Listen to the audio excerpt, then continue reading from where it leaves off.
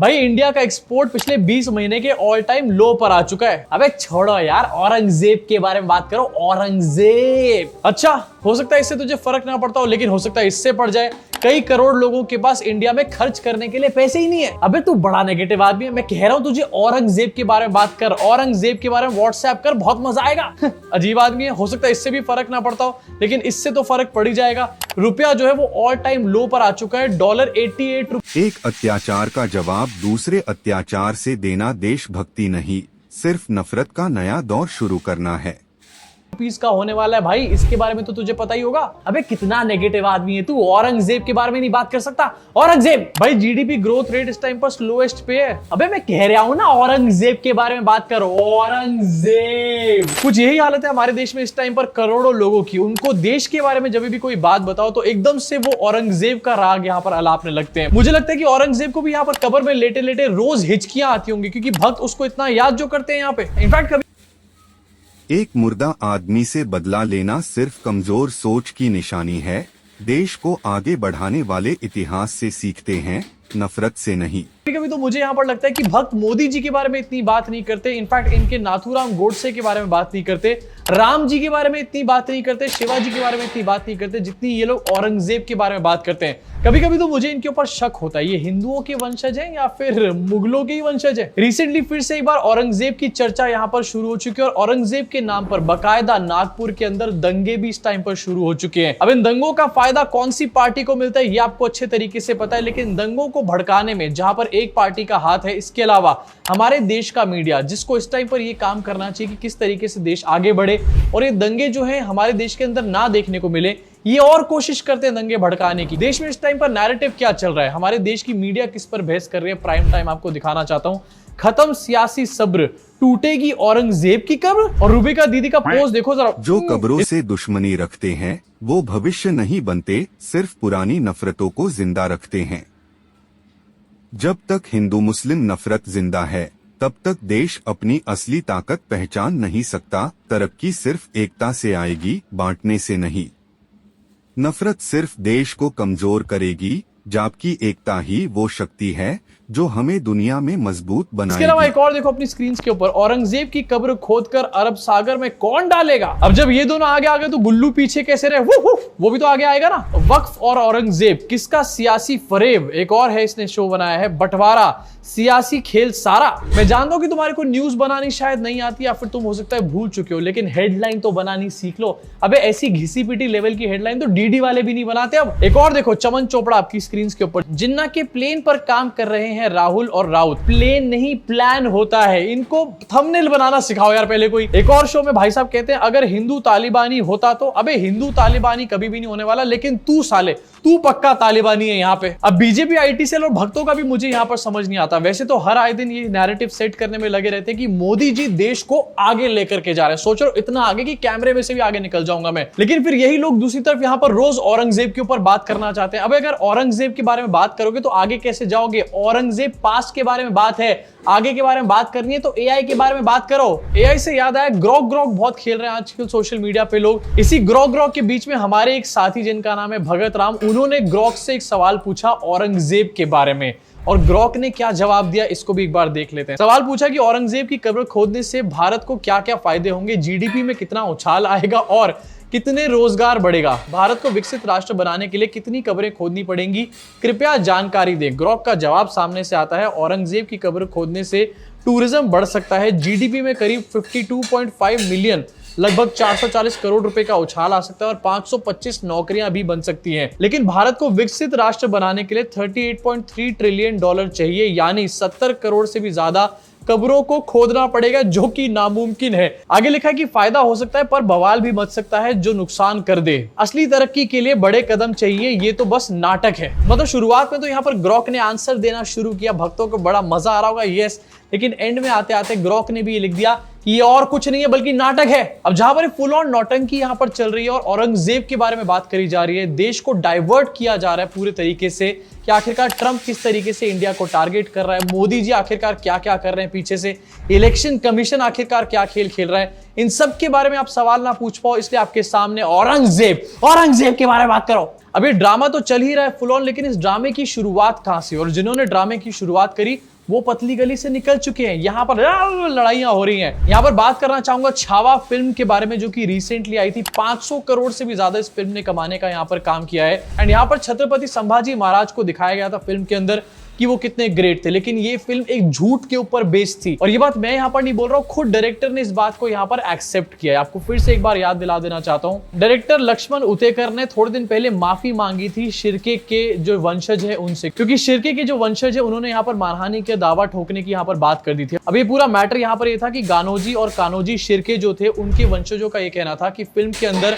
उनको गलत तरीके से पोर्ट्रे किया गया, उनको एक तरीके से कल्प्रेट दिखाया गया। इसके बाद जो फिल्म के डायरेक्टर है उन्होंने खुद इस बात को माना था कि फिल्म में फैक्चुअल एरर्स हो सकती हैं और मैं इस बात के लिए माफी मांगता हूं। अब डायरेक्टर खुद ही बात एक बार बोल चुका है कि फिल्म के अंदर फैक्चुअल एरर्स है, लेकिन कुछ लोग इस फिल्म को फिल्म नहीं हिस्ट्री का लेसन समझ करके बैठ चुके हैं। हॉल में जाकर के सेंटिमेंटल हो रहे हैं, रोने धोने की वीडियो सामने आ रही है, और इसके अलावा ऑन ग्राउंड इस फिल्म को लेकर के फालतू में माहौल खराब करने की कोशिश कर रहे हैं। अब अगर आपने भी मुझे अभी तक गालियां देनी शुरू कर दी है क्योंकि मैं यहाँ पर छावा को क्रिटिसाइज कर रहा हूं, तो भैया मुझे गालियां मत दो, देवेंद्र फडणवीस को आप गालियां दे सकते हो। लेकिन आपको दिखाना चाहूंगा आज देवेंद्र फडणवीस ने भी ये बात बोल दी है वहां पर असेंबली में खड़े होके कि छावा की वजह से नागपुर के अंदर इस टाइम पर हिंसा देखने को या फिर दंगे देखने को मिल रहे हैं। This violent incident and riots seem to be pre planned. Chhaava movie has ignited people's anger against Aurangzeb, still everyone must keep Maharashtra peaceful. मतलब यहाँ पर मैं नहीं बल्कि सूबे के मुख्यमंत्री भी कह रहे हैं कि छावा की वजह से ये सारी टेंशंस देखने को मिली है नागपुर के अंदर। इसी के साथ आपको दिखाना चाहता हूँ छत्रपति संभाजी महाराज के बारे में यहाँ पर बात करी गई थी छावा के अंदर, लेकिन छत्रपति संभाजी महाराज के बारे में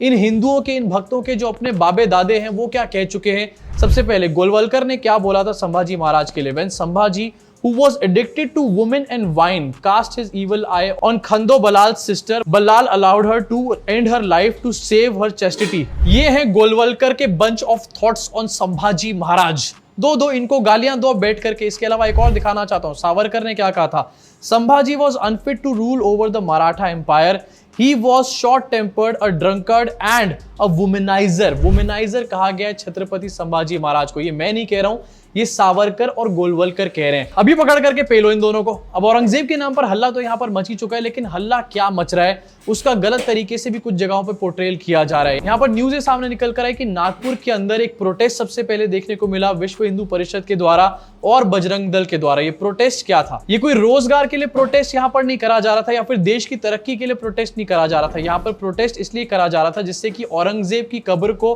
पूरी तरीके से वहां पर से हटा दिया जाए। मतलब एक कब्र की रिमूवल के लिए प्रोटेस्ट किया जा रहा था। अबे इनके पास कुछ और काम है कि नहीं है। इस प्रोटेस्ट के बीच में न्यूज और वीडियो सामने निकल कर आई जहां पर पता चला कि औरंगजेब के पुतले को यहां पर आग लगाई जा रही है। लेकिन इसके साथ ये भी न्यूज एकदम से फैलने लगी कि कुरान की बेअदबी करी जा रही है और हरी चादर को भी यहां पर जलाने का काम किया गया है। ये न्यूज और कुछ वीडियो सोशल मीडिया पे आग की तरह फैले और उसके बाद दूसरी कम्युनिटी के लोग भी वहां पर आ गए और दोनों के बीच में एक क्लैश यहां पर शुरू हो गया।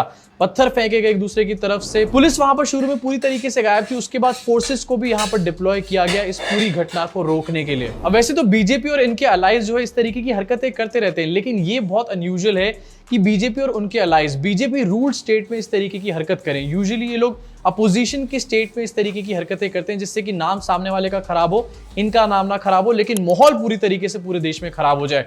अब यहाँ पर माहौल तो खराब किया गया लेकिन नाम भी बीजेपी का खराब हो रहा है। एंड इसके पीछे एक बहुत तगड़ी पॉलिटिक्स हो सकती है मेरे हिसाब से, वो है शिंदे और बीजेपी के बीच की पॉलिटिक्स। अगर आप इस टाइम पर ध्यान दोगे तो देवेंद्र फडणवीस और बीजेपी बार बार अपील कर रहे हैं लोगों से कि वो ना भड़कें और एक दूसरे की बातों में ना आए, रूमर्स के अंदर ना आए, सब लोग यहाँ पर शांति बनाए रखें। देवेंद्र फडणवीस खुद यहाँ पर शांति की अपील कर चुके हैं। वैसे ये बात अलग है कि थोड़े दिन पहले तक यही औरंगजेब चिल्ला रहे थे, लेकिन तब इनको वोट्स ले रहे थे। अब इनकी सरकार यहाँ पर बन चुकी है। सरकार बनने के बाद अगर दंगे होते हैं इतने बड़े लेवल के तो इससे इनको बहुत बड़ा नुकसान ही पहुंचने वाला है। तो इन्होंने नाम लिया था लेकिन अब ये यहाँ पर शांति की अपील कर रहे हैं। लेकिन वहीं दूसरी तरफ एकनाथ शिंदे जो है वो ऐसी बातें कर रहे हैं, इस तरीके की भाषा बोल रहे हैं जिससे कि लोग और ज्यादा प्रोवोक हो। मैं आपको सुनवाना चाहता हूं उनका एक रीसेंट स्टेटमेंट। वो लिटरली लोगों को प्रोवोक करने की कोशिश कर रहे हैं। पैटर्न उनके ऊपर कुछ कार्रवाई की जाएगी। अबू आजमी को तो निलंबित कर दिया है, दोबारा ऐसी नौबत ना आए, ऐसा काम वो ना करे। और औरंगजेब का समर्थन इस महाराष्ट्र में कोई सहन नहीं करेगा, उसका महिमा मंडल कोई सहन करेगा नहीं। ये औरंगजेब, ये छत्रपति शिवाजी महाराज, छत्रपति संभाजी महाराज और हमारे देश का दुश्मन था। वो देशद्रोही था, ये जुल्मी आक्रमणकारी था, माँ बहनों पर अत्याचार करने वाला था, मंदिरों को तोड़ने वाला था और छत्रपति संभाजी महाराज पर अन्याय अत्याचार करने वाला था। ये महाक्रूर कर्मा था और इसलिए उसको बिल्कुल उसका समर्थन जो भी करे उसको बख्शा नहीं जाएगा। अब इस वीडियो के बाद जरा आप खुद सोच के बताओ, एक डिप्टी सीएम है पूरे स्टेट का, क्या उसको एक दंगे के बाद इस तरीके की बात करनी चाहिए? उसको यहाँ पर शांति की अपील करनी चाहिए, लेकिन वो यहाँ पर बदले की बातें कर रहा है। अगर एकनाथ शिंदे बदले की बातें करेंगे, डिप्टी सीएम बदले की बातें करेगा, तो लोग तो यहाँ पर और प्रोवोक होंगे ही ना। एंड और प्रोवोक होने के बाद ये जो पूरी आगजनी है किस लेवल पर पहुंच सकती है, इसका आप और मैं अच्छे तरीके से यहाँ पर इमेजिनेशन कर सकते हैं। इनफैक्ट आपको दिखाना चाहूंगा, एकनाथ शिंदे की पार्टी के जो एमएलएज हैं वो असेंबली के बाहर इस टाइम पर प्रोटेस्ट कर रहे हैं और औरंगजेब की कब्र को हटाने की यहाँ पर मांग कर रहे हैं। यानी कि जो ज्यादा प्रेशर इस टाइम पर डाला जा रहा है औरंगजेब की कब्र हटाने के लिए, वो एकनाथ शिंदे की पार्टी की तरफ से सामने आ रहा है। ऐसा इसलिए भी यहाँ पर हो सकता है क्योंकि एकनाथ शिंदे के पास यहाँ पर होम मिनिस्ट्री तो है नहीं, उनको चाहिए थी होम मिनिस्ट्री, लेकिन उनको होम मिनिस्ट्री नहीं मिली, तो कहीं ना कहीं उनका बदला लेने का भी ये तरीका हो सकता है, पूरा का पूरा प्लान। अभी औरंगजेब की कब्र का जो पूरा मैटर था, ये शुरुआत तो भारतीय जनता पार्टी ने करी थी और भारतीय जनता पार्टी के बड़े बड़े नेता इसके ऊपर स्टेटमेंट भी दे चुके थे, लेकिन अब ये मैटर एक तरीके से बीजेपी की गले की हड्डी बन चुकी है।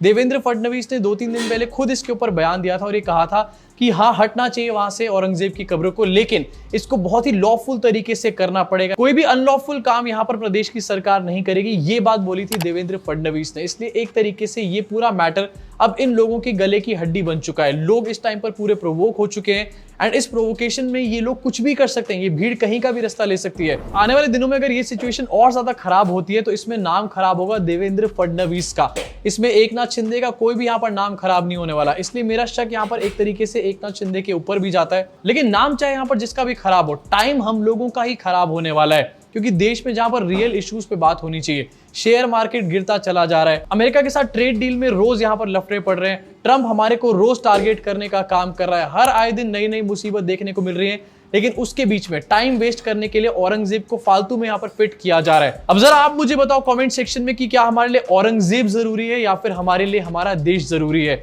कोई भी सच्चा देशभक्त यही बोलेगा कि देश जरूरी है, लेकिन औरंगजेब भक्त यही बोलेंगे कि हमारे लिए औरंगजेब जरूरी है। अब आप डिसाइड करो कि आप किसके भक्त हो, नीचे कमेंट सेक्शन में कमेंट करके जरूर बताना। और हाँ, जाते जाते आपसे अपील करना चाहूंगा कि अगर आप चाहते हो कि सच और लोगों तक पहुंचे, इनकी ये टैक्टिक्स, इनकी चालूपंथियां लोगों तक पहुंचे और एक्सपोज हो ये लोग पूरी तरीके से, तो इस वीडियो को लाइक जरूर करना, जिससे कि YouTube इस वीडियो को और लोगों तक रिकमेंड करे और लोगों तक सच्चाई पहुंचे। इसी के साथ अगर आप कर सकते हो तो चैनल को ज्वाइन जरूर करना, एंड अगर चैनल को ज्वाइन नहीं कर सकते तो इतना तो कर ही सकते हो कि सब्सक्राइब करके बेल आइकन दबा दो। मुलाकात होगी आप सब लोगों से चैनल के अगले वीडियो में।